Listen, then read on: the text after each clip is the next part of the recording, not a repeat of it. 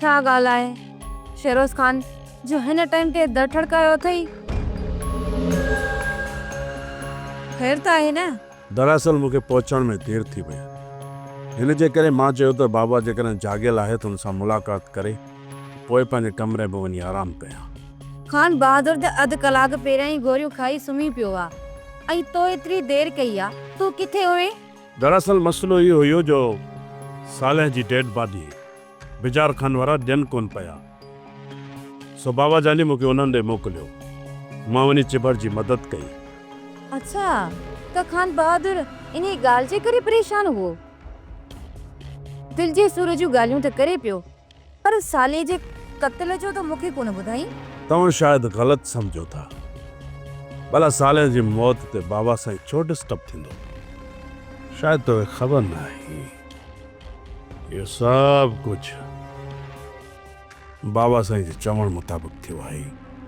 साले जो जेको मौत थियो न, ये बाबा से हुकुम जारी कयो हुयो। थी सघे थो खान बहादुर इन ॻाल्हि जे करे शर्मिंदो थियो हुजे।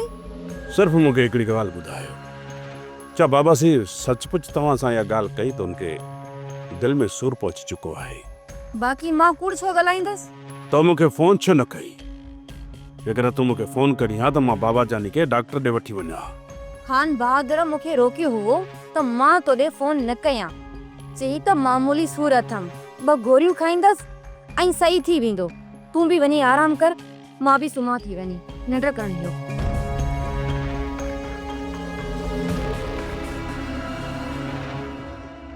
बाबा साईं खे एॾी तकलीफ़ हुई कि मिलण खां रोके छॾियो हुई।